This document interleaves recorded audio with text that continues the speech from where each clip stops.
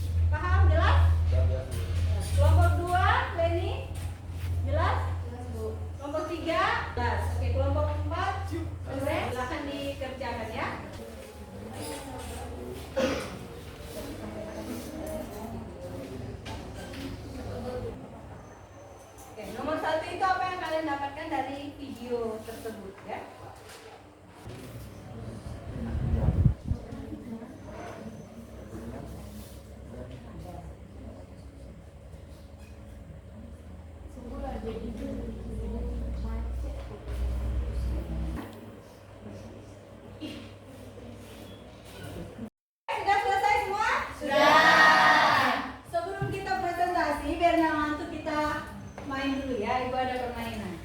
Oke, permainannya itu jika maka. Temanya percintaan. Oke. Jika kita tidak lagi sejalan, jika aku putus dengannya misalnya, maka aku akan memetik bulan untukmu. Jika David, jika kita akan bersama,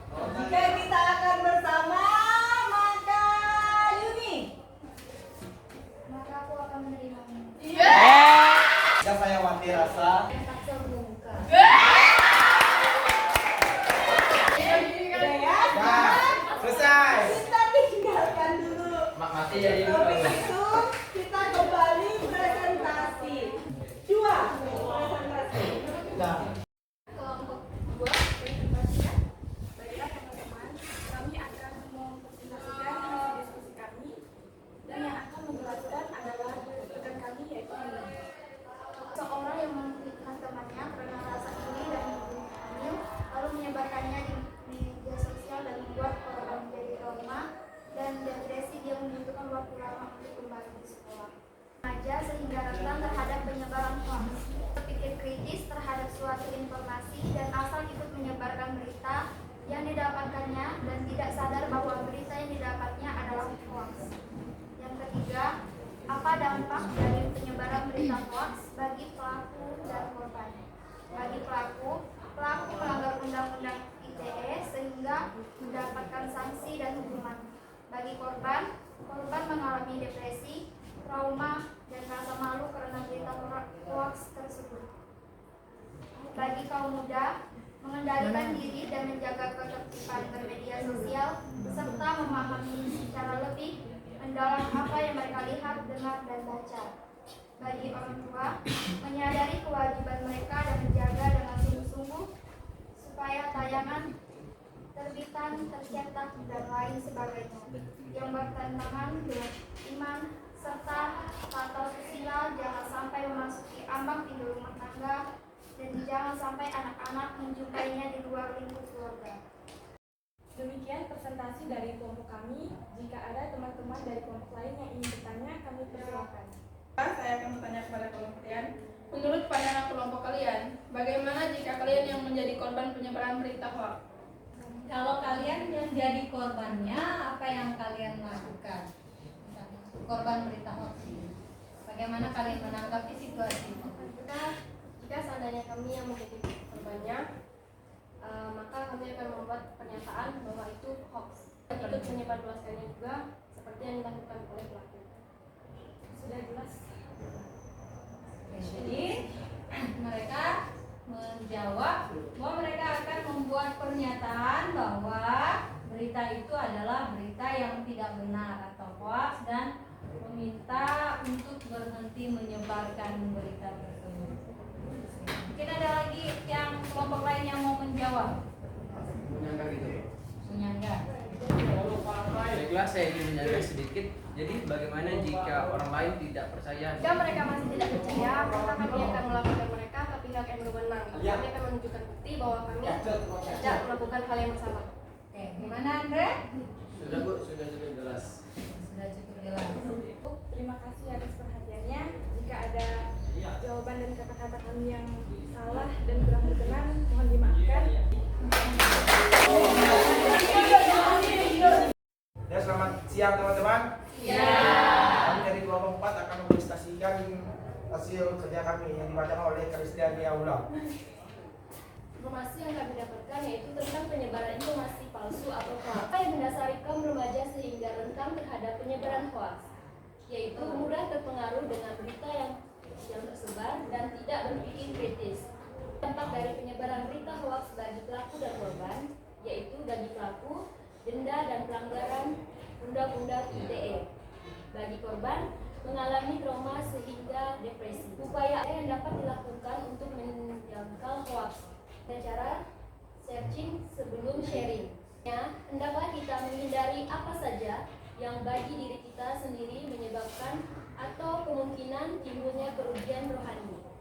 Sekian penjelasan dari kami. Terima kasih. Ya. Apakah ada yang mau bertanya? Maka jika tidak ada yang ingin bertanya lagi, maka presentasi kami tutup. Terima kasih. Terima kasih kelompok 3.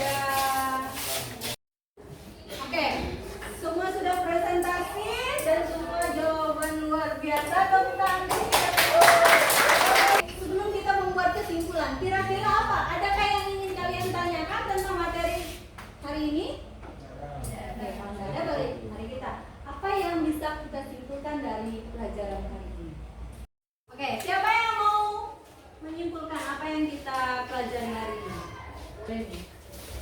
Dari pelajaran hari ini kita dapat menunjukkan bahwa di setiap informasi di media sosial yang itu kita harus tetap dan selalu berpikir kritis. Oke, baik sekali. Oke, siapa lagi yang mau mengungkapkan pendapatnya, kesimpulan yang kita peroleh? Oke, silakan Nina. Mungkin kita sebagai siswa ya lebih teliti, lebih menelaah untuk memilih dan memilah berita. Teliti, memilih dan memilah berita yang beredar yang kita lihat di media sosial. Oke, benar? Oke, selanjutnya siapa lagi? Yang cowok mungkin. Saya Bu. Oke, silakan. Jadi kesimpulannya seperti ini.